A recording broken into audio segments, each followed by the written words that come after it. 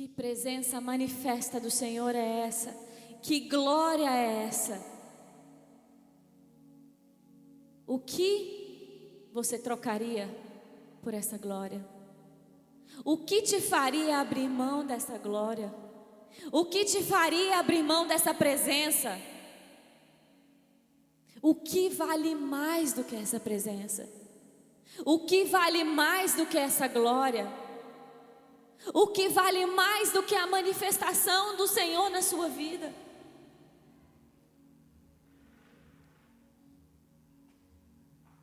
Abra sua Bíblia comigo em 1 Samuel 4. 1 Samuel capítulo 4, verso 1.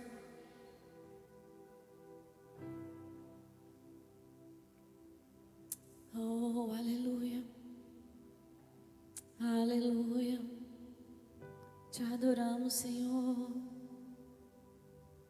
Aleluia.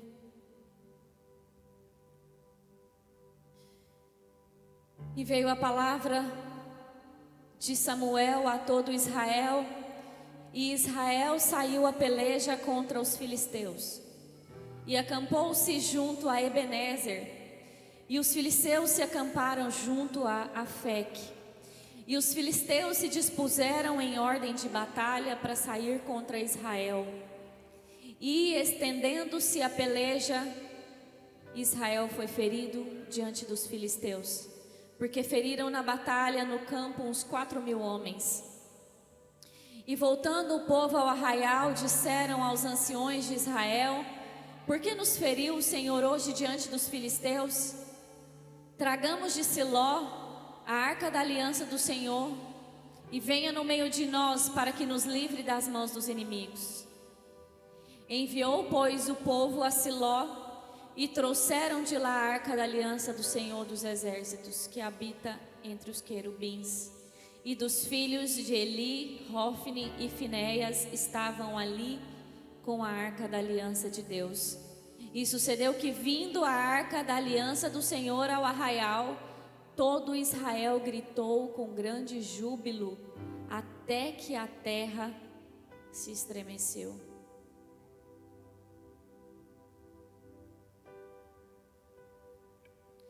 Israel estava passando por um tempo de decadência,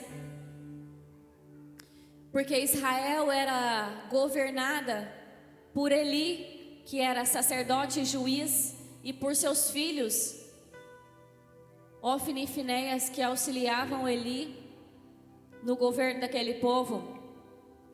E Israel estava sofrendo grandes perdas. E nesse texto que nós lemos, Hofni e Finéias tinham acabado de voltar de uma guerra que eles haviam perdido junto com o povo de Israel. E eles voltam dessa guerra e eles perguntam: mas por que o Senhor nos feriu? É interessante que eles não falam porque os filisteus nos feriram, mas eles dizem porque o Senhor nos feriu. E aí, eles têm uma grande ideia. Qual é a grande ideia? Vamos buscar a arca da aliança do Senhor. Vamos buscar a arca que carrega a presença manifesta de Deus, que carrega a presença de Deus entre os querubins. E quando nós tivermos a arca, então nós iremos novamente para o combate e certamente nós venceremos. Qual o problema aqui? Eles não buscavam a presença por amor, por honra, por devoção.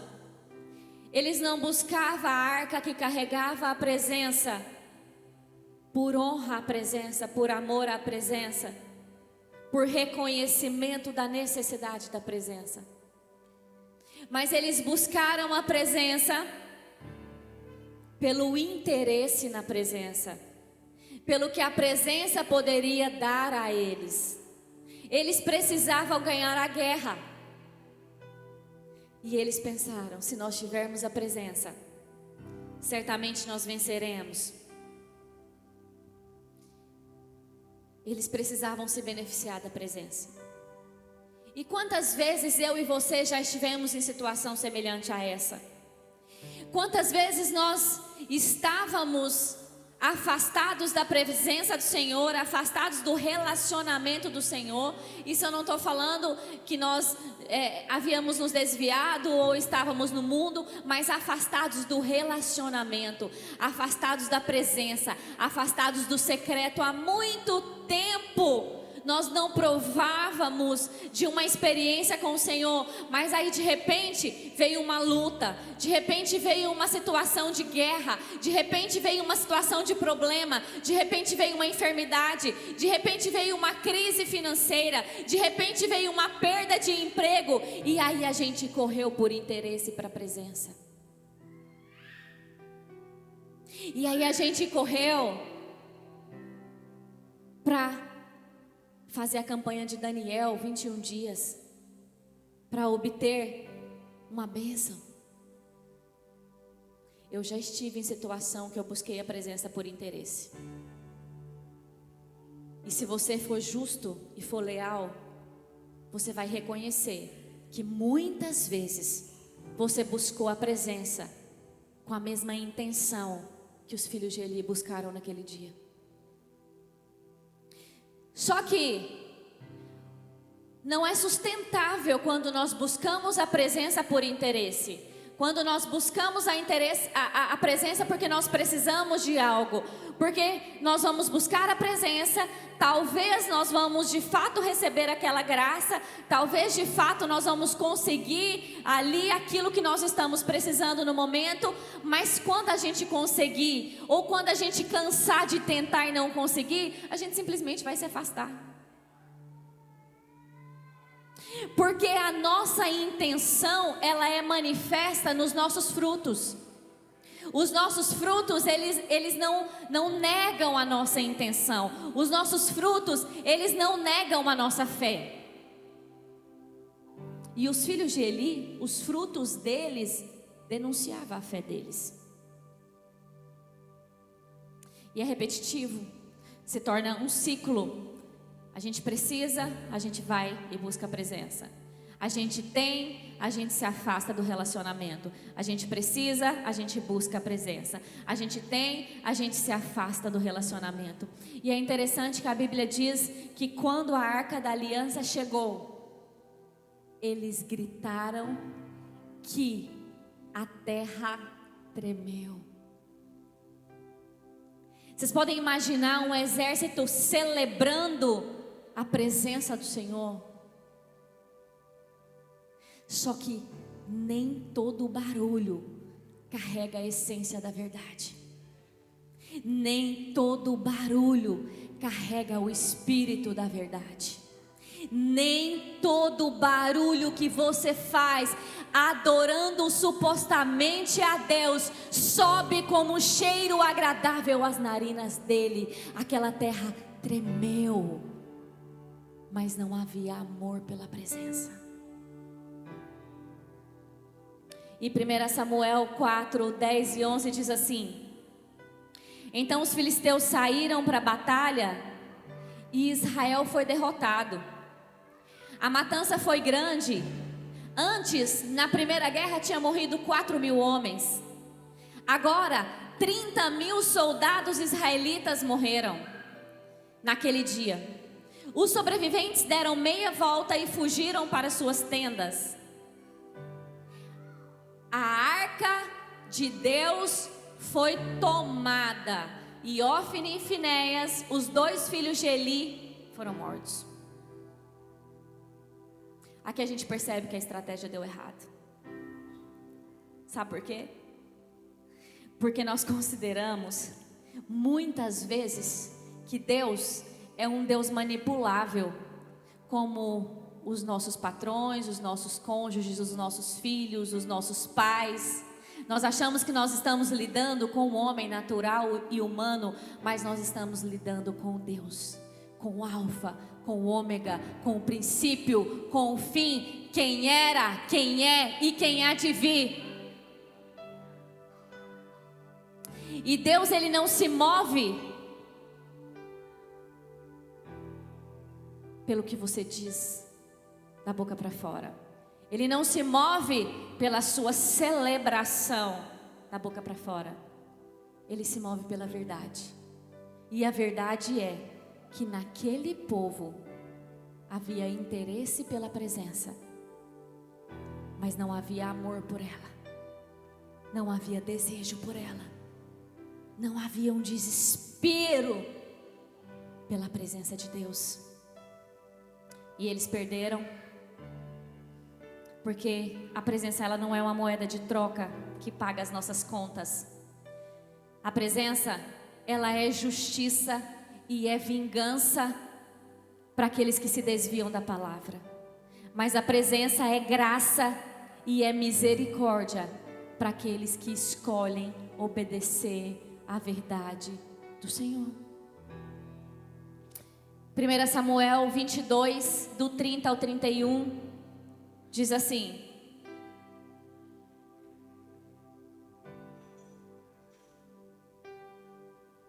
nós vamos trocar esse texto, nós vamos ler Êxodo 33.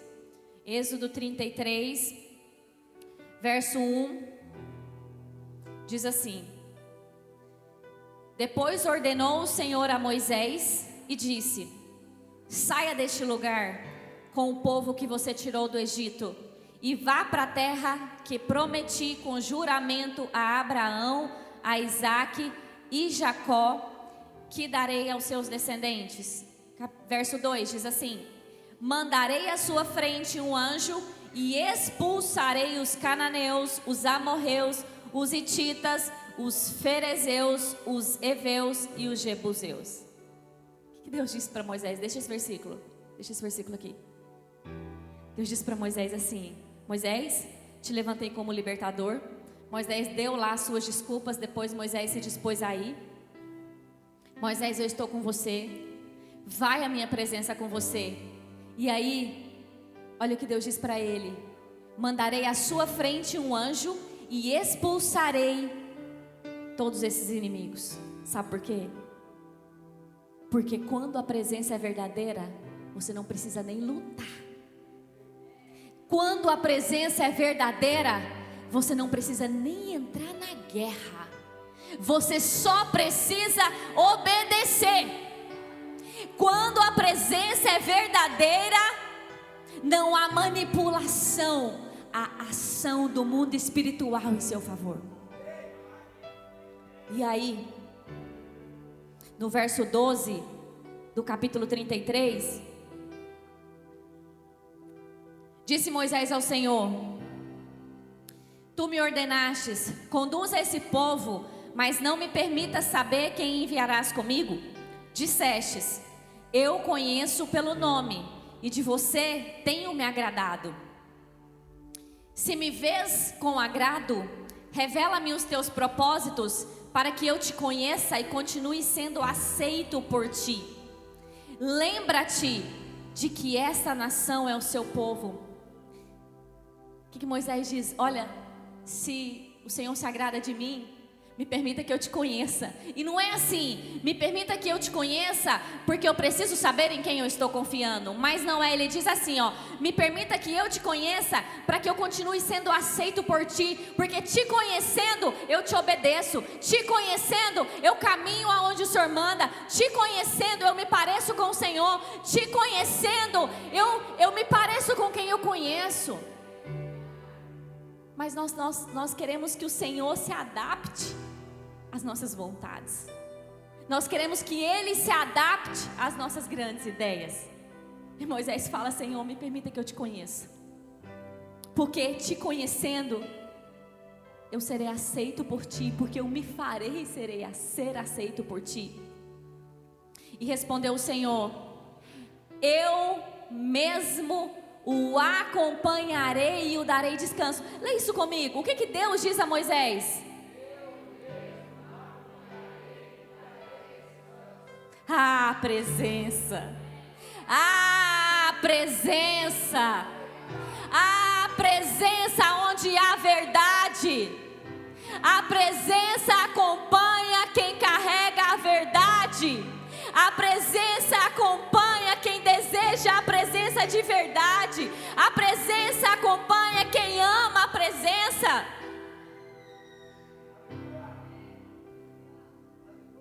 eu mesmo acompanharei e lhe darei descanso. Então Moisés declarou: se não fores conosco, não nos envie. Não nos envie, porque sem a presença, eu não quero nem tentar, eu não quero nem testar. Sem a presença, eu não quero sair daqui. E quantas vezes nós tentamos, arriscamos, 1, 2, 3, 10 vezes sem a presença? Quantas vezes? Quantas vezes o Senhor fala, o Senhor aponta, o Senhor direciona, mas nós testamos as nossas grandes ideias sem a presença. E vai dando errado. E vai dando errado. E continua dando errado. E continua dando errado. E muitas pessoas estão morrendo dando errado por não obedecer à presença, por não escolher a presença e por não caminhar debaixo da presença. 1 Samuel 2, 28 e 29. A casa de Eli provou do desprezo da presença, provou do juízo de Deus. Mas qual que era o pecado de Eli? 1 Samuel 2, 28 e 29 vai nos falar. Isso que é Deus falando com Eli. Antes que Deus usasse Samuel para falar com Eli, o próprio Deus usa um profeta e envia até Eli. E entre as coisas que Deus fala com Eli, Deus fala para ele: escolhi seus antepassados dentre todas as tribos de Israel para serem meus sacerdotes, oferecerem sacrifícios sobre o meu altar, queimarem incenso e usarem um colete sacerdotal em minha presença. Além disso, designei as ofertas queimadas dos povos israelitas a vocês, sacerdotes. Então, por que você despreza meus sacrifícios e ofertas? Porque honra seus filhos mais do que a mim? Pois você e eles engordaram com as melhores partes da oferta do meu povo. O que Deus estava falando a Eli? Deus diz para Eli: Eli, você foi chamado para ser sacerdote, você e sua família. E tem uma parte das ofertas que é destinada para o seu sustento. Mas você tem desprezado a parte que é destinada ao seu sustento, você e seus filhos. E vocês têm ido e comido da melhor parte, que é a oferta de sacrifício a mim. A parte que é para ser sacrificada a mim, você e seus filhos têm engordado com elas. Você tem honrado mais os seus filhos do que a mim. O que é qualquer coisa que ocupa o lugar de Deus no nosso coração? Idolatria. Idolatria. Então, no coração de Eli, a honra era dos filhos dele. E quais as consequências da idolatria? Salmo 115 vai nos dizer sobre a idolatria, e Salmo 115 termina dizendo qual a consequência da idolatria. Ele diz assim: tornam-se semelhante a eles aqueles que os fazem e que neles confiam. Então, os filhos de Eli eram pecadores, eram infrutíferos, eram profanadores do altar do sacrifício. E o Senhor fala para Eli: Eli, eu vou alcançar com desonra a sua casa. Eu vou ferir a sua casa com desonra. E ele fala: eu vou matar os seus 2 filhos no mesmo dia. Porque você honrou mais seus filhos. Isso poderia ser trocado por qualquer outra coisa. Poderia ser trocado pelos seus pais, pelo seu dinheiro, pelos seus bens, pela sua família, pelo seu trabalho. Eu não sei se você tem honrado alguma coisa mais do que o Senhor. E a coisa que nós mais honramos mais do que o Senhor está aqui. É o nosso próprio ego. É o nosso próprio umbigo. Quantas vezes nós falamos: eu recebi uma palavra assim, mas não tenho coragem porque eu acho, eu quero, eu preciso, eu desejo. E o Senhor diz para Eli que a partir do momento que o Senhor agisse com justiça, a geração dele não mais governaria. E o Senhor disse para ele que a partir do momento que ele agisse com justiça, a geração dele não mais envelheceria. Não haveriam velhos na geração dele, porque haveria morte precoce. Existem pessoas aqui, nessa noite, que já receberam muitas palavras do Senhor. Existem pessoas aqui que há meses, há dias, há anos, há décadas, vêm recebendo palavras de direção do Senhor, do que fazer, de como fazer, do que entregar, de quando entregar, do que renunciar, do que abrir mão, de onde colocar os pés, de onde ir, e tem desobedecido o Senhor. O Senhor já levantou profetas para falar com você. O Senhor já levantou pessoas. O Senhor já levantou sonhos. Você já sonhou, o Senhor já falou, pessoas já profetizaram.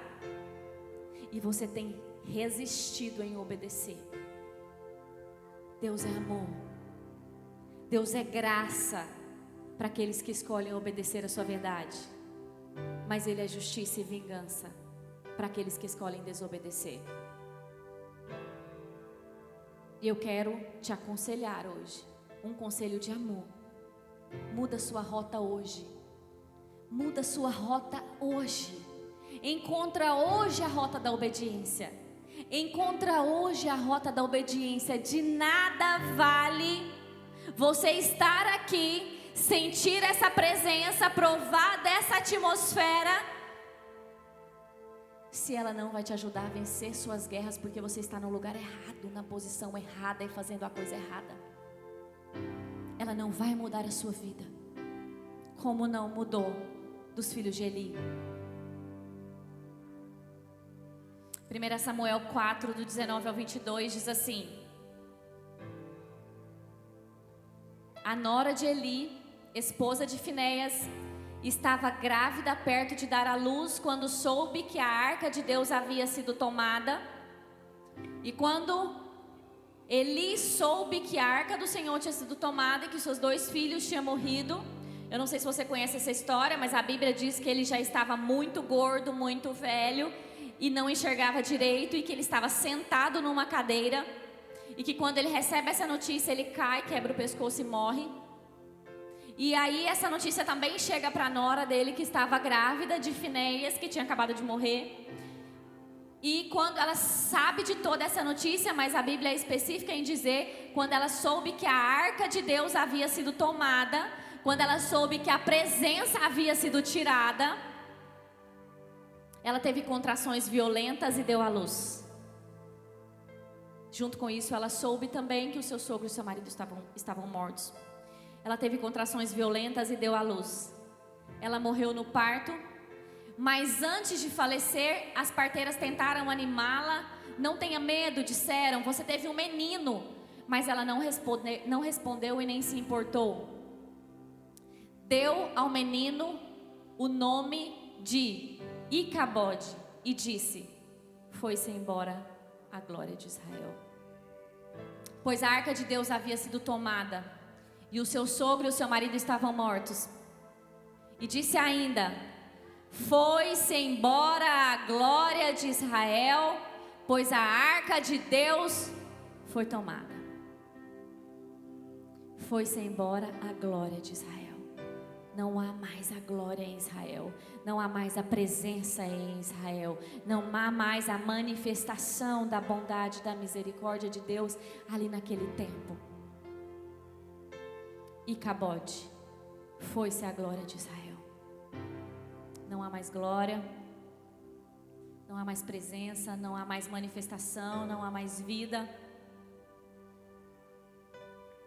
E Billy Graham disse uma frase que me chamou a atenção, que é a seguinte: se o Espírito Santo fosse embora da igreja hoje, 90% de todas as atividades continuariam sem qualquer alteração.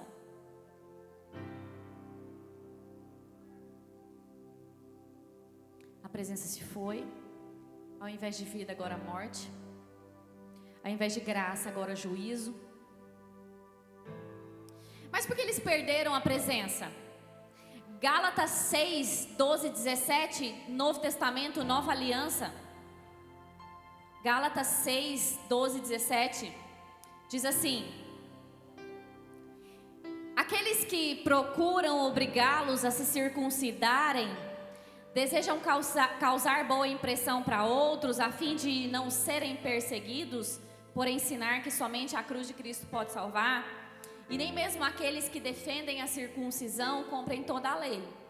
Querem que vocês sejam circuncidados só para que eles se gloriem disso. Quanto a mim, eu jamais me gloriei em qualquer coisa a não ser na cruz do nosso Senhor Jesus Cristo. Por causa dessa cruz, meu interesse nesse mundo foi crucificado, e o interesse do mundo em mim também morreu. Não importa se somos circuncidados ou não, o que importa é que fomos transformados em uma nova criação. Que a paz e a misericórdia de Deus estejam sobre todos nós, os que vivem de acordo com esse princípio, e sobre o Israel de Deus. De agora em diante, termina Paulo dizendo: que ninguém me perturbe com essas coisas, pois eu levo em meu corpo Pois eu levo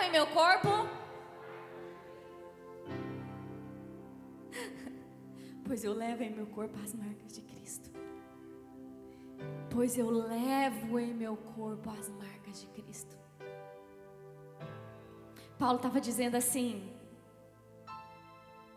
eu não sei se você sabe, mas a circuncisão era o sinal da aliança do homem com Deus. Então o judeu, homem, passava por aquele procedimento cirúrgico de circuncisão em determinada idade da infância, como a simbologia de que ele estava se aliançando com Deus.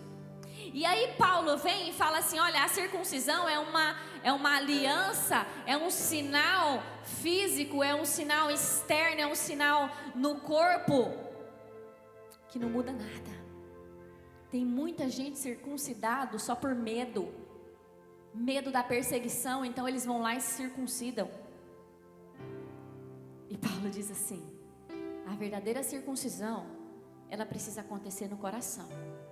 Ela precisa acontecer dentro. Porque quando ela acontece dentro, eu trago no corpo as marcas de Cristo.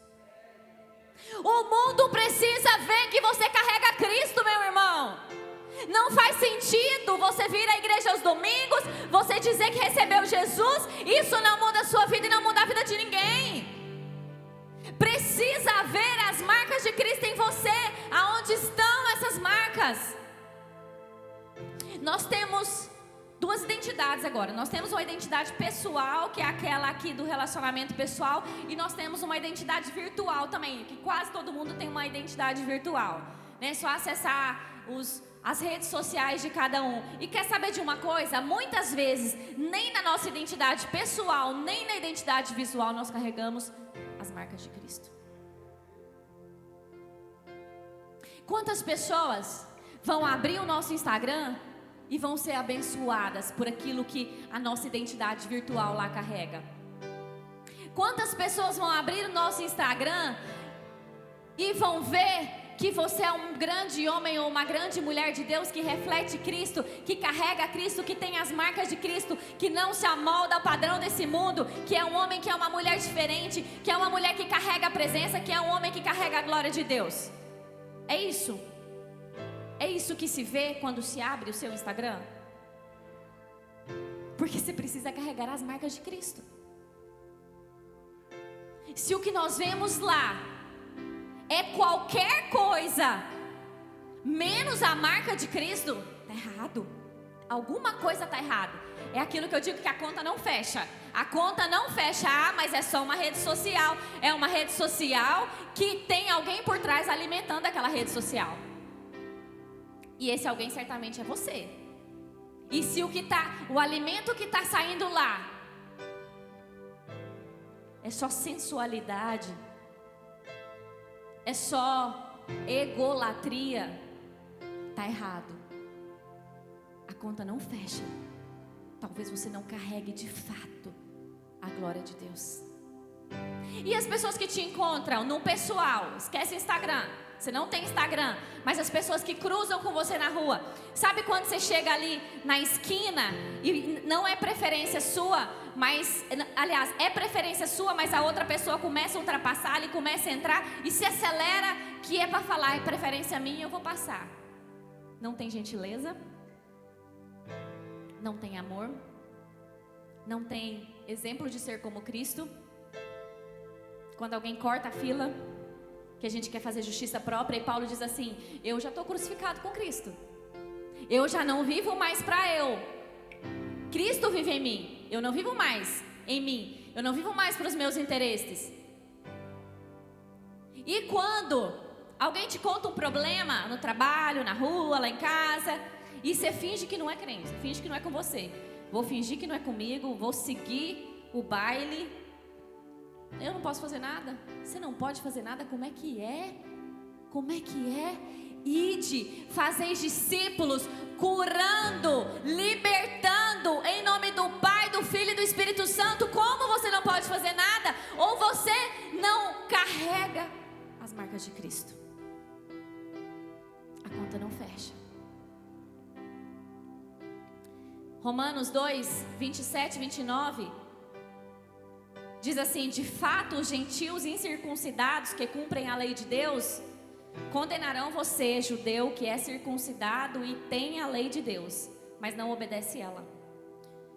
Pois ser judeu exteriormente e ser circuncidado não torna ninguém judeu de fato. Judeu verdadeiro é quem no íntimo é, e circuncisão verdadeira é a do coração, ou seja, a aliança verdadeira é a do coração, feita pelo Espírito e não pela letra da lei, recebendo assim a aprovação de Deus e não das pessoas. Quando acontece por dentro, manifesta por fora. Nenhum ritual é suficiente se não há manifestação da presença de Deus. Visitar as igrejas, visitar uma igreja, ir aos cultos, frequentar um lugar espiritual, cristão, celebrar, cantar, fazer barulho, não é sinal de nada se fora desse ambiente você não carrega a presença.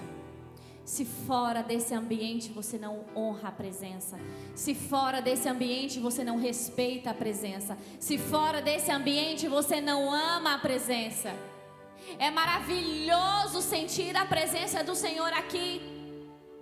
Por que você provou hoje de tanta presença, de tanto peso de glória? Porque tem pessoas aqui clamando, buscando e amando a presença da glória de Deus, e por isso ela vem. Mas talvez essas pessoas, quando terminar esse culto, vão para suas casas, vão buscar lá no seu quarto, vão buscar lá no seu secreto e vão voltar aqui só no próximo domingo. E o que você vai fazer fora daqui se a presença não está com você? Você vai viver de guerras perdidas, você vai viver de morte, você vai viver de fracasso, porque a presença vai à frente e vence as guerras de quem ama a presença e de quem se move debaixo da presença. Não viva da presença que o Jonatas carrega, não viva da presença que a pastora Jordana carrega. Viva da presença que você precisa carregar. Muitas pessoas já vieram na frente de um altar, levantaram as suas mãos, confessando publicamente Cristo em algum momento, mas muitas delas não receberam o Espírito da verdade, porque o Espírito é da verdade e ele só habita onde há verdade.